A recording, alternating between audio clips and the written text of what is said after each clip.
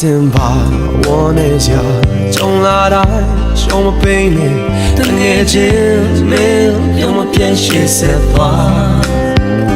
လူဘဝဆိုတာရှိတန်တော့မကြောင်မကြအခက်ခဲများနဲ့တွေ့မယ်ယုံကြည်လိုက်မင်းနှလုံးသားတတိရှိနိုင်ပါ